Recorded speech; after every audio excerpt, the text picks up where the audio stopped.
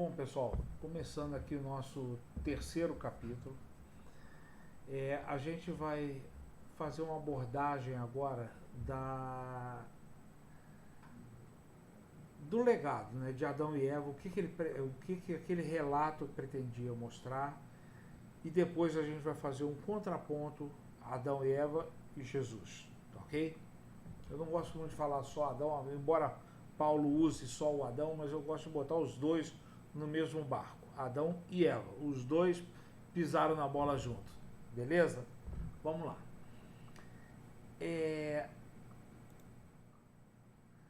O relato de Gênesis 2 e 3, tá? A gente já falou isso lá no primeiro capítulo dessa aula.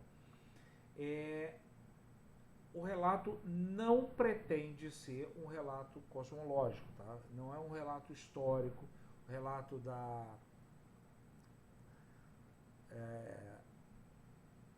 astronômico, tá? Um relato da criação da Terra, tá? E não tem esse caráter científico, tá?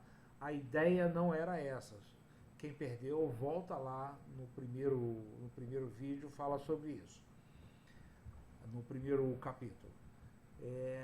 A ideia é mostrar para eles que foi Deus que fez. A ideia não era mostrar como, mas mostrar quem fez. Tá? Essa era a ideia. Tá ok? Ele não pretende ser um relato cosmológico, mas sim teológico. Olha aí no slide aí. Tá? Ele não pretende ser cosmológico, pretende ser teológico. Tá ok? Ele não pretende discutir a criação do universo, mas ele pretende esclarecer a nossa condição humana.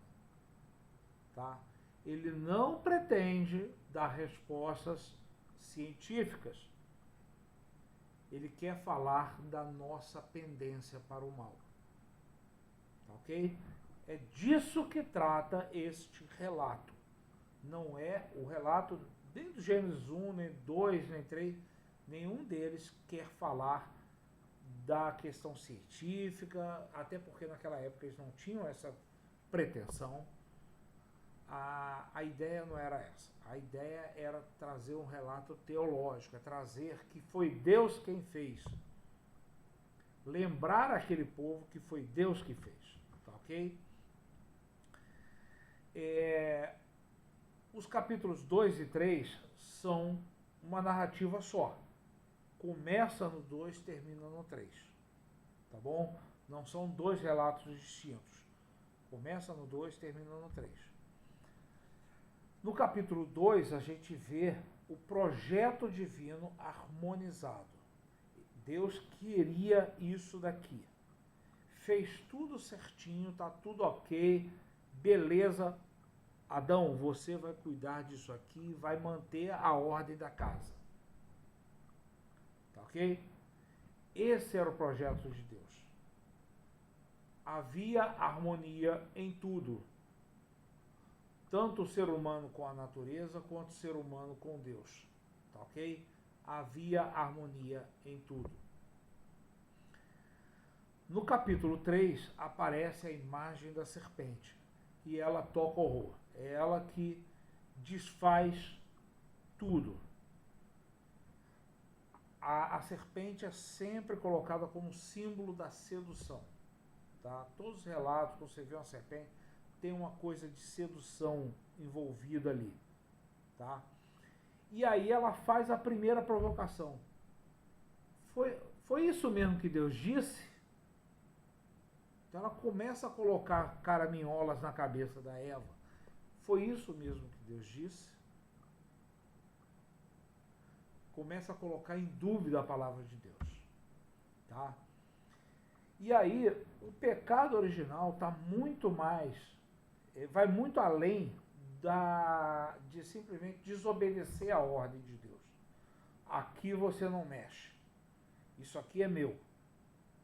Aqui você não toca. Você pode mexer, pode comer de tudo que está aí. Mas nisso daqui, não. Isso aqui é meu. O pecado original vai muito além do que desobedecer isso.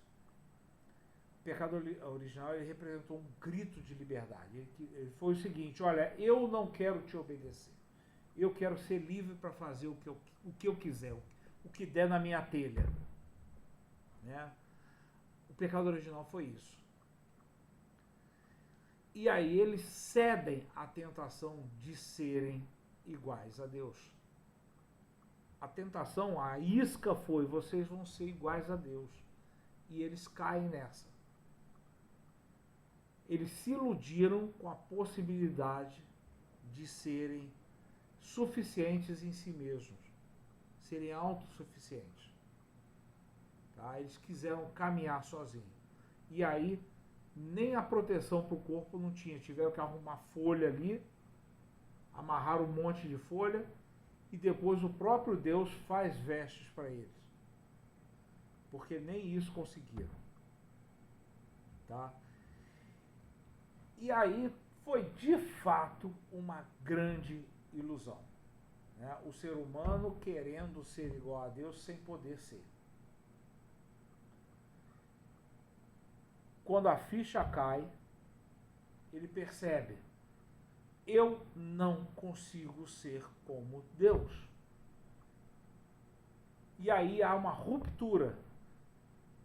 Homem com Deus e homem com o seu próximo. Os dois ali, Adão e Eva, já não se entendiam. O próprio Deus com eles, a harmonia que havia entre Deus e ele, de ir passear junto, bater papo na viração do dia, tudo aquilo deixou de existir.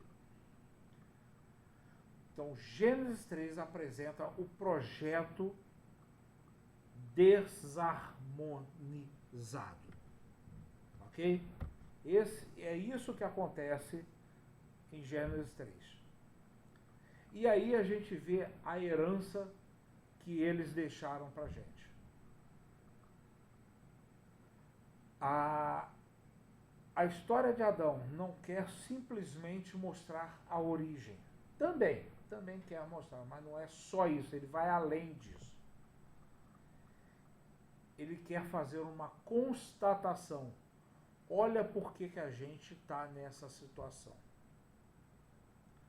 Então ele revela aquele passado nosso, mas ele também revela o nosso presente. Tá? Aquela mesma situação que Adão viveu, o povo daquela época estava vivendo, e nós hoje estamos vivendo. Nós queremos ser donos do nosso nariz. Nós queremos ser autônomos. E a gente abre mão de fazer a vontade de Deus para ser autônomo. E isso a gente só desarmoniza ainda mais a criação de Deus. E aí, essa foi a herança que eles nos deixaram. A tendência de ignorar a palavra e os planos de Deus. Foi essa a herança que eles deixaram. E aí, como prometido, lá acho que no primeiro capítulo, vamos bater aqui alguns exemplos que a gente tem na Bíblia. A Bíblia é repleta de exemplos, a gente vai bater alguns. Tá ok? Vamos lá, pegar Abraão. A gente sempre olha lá o pai da fé, Abraão, que é isso?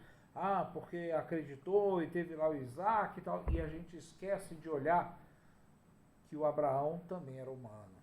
Abraão também pisava na bola. Ele recebe, olha só, ele recebe do próprio Deus a promessa de ser pai de uma multidão. Mas aí, diante dessa promessa, ele sucumbe, não soube esperar o tempo de Deus. Olha só o que ele faz. Deus faz uma promessa de uma terra para ele. Deus dá essa terra para ele e quando começa a ter estiagem, ele abandona essa terra e vai buscar comida em outro canto, parte para outra terra. Deus estava com ele o tempo todo. Quando ele aparece nessa outra terra, lá com o rei Abimeleque, ele não confia na proteção de Deus e com medo de pegarem a mulher dele, matarem ele para ficar com a mulher dele, ele mente, escondendo. Na verdade, ele omite, né? Ele é uma mentira, meia omissão. A Sara, na verdade, ela era irmã mesmo, mas meia irmã, né? Ela era meia irmã dele e ele era casado com ela, mas ele só disse que era irmã, não disse que era a esposa dele. E o próprio Abimeleque, quando descobre, fala: o que é isso que você fez? Olha o que você aprontou para mim. Eu já ia cometer um pecado enorme porque você me ocultou isso. Então diante da insegurança, ele mentiu. O tempo que Deus tinha pedido para ele, para amadurecer a ideia do filho dele, ele não soube esperar e teve um filho com a serva dele, com a Agar. Gerou Ismael e a gente vê essa confusão toda até hoje. Um outro exemplo, o povo de Deus saindo do Egito, saindo lá com todos aqueles poderes, as 10 pragas, passando no Mar Vermelho a pé enxuto e tal. Termina de passar no Mar Vermelho e resolve fazer o bezerro de ouro.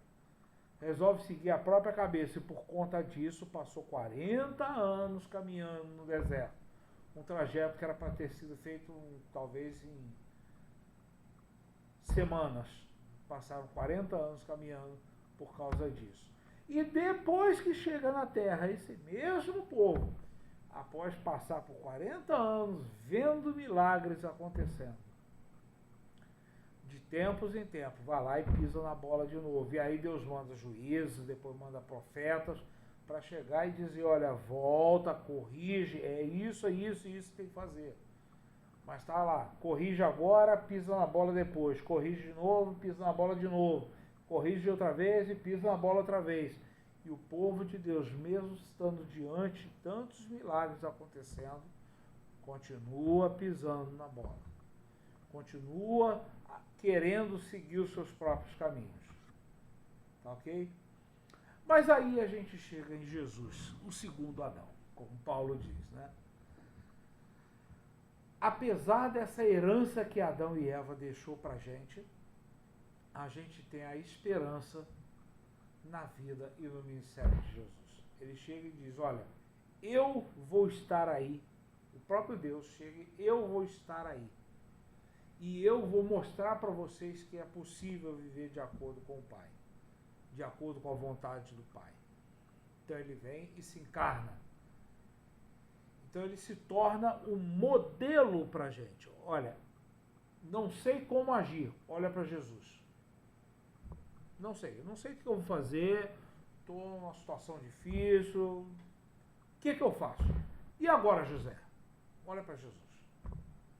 Olha para Jesus, se inspira nele. Tá ok? Jesus é o exemplo do ser humano que nós podemos e devemos ser. Tá ok? Ele sofreu tudo que a gente sofreu, mas ele venceu. E essa vitória dele nos dá esperança, conforme está lá em Hebreus 4. Tá ok? O caminho que Jesus traçou foi um caminho de total submissão à vontade de Deus. Tá? A gente vê Jesus, mesmo passando por várias dificuldades, ele não abre mão de fazer a vontade de Deus. Quando ele chega à beira da crucificação, quando ele vai ser preso pelos soldados, a oração que ele faz é: seja feita a sua vontade, não a minha. Tá? Jesus, ele teve uma caminhada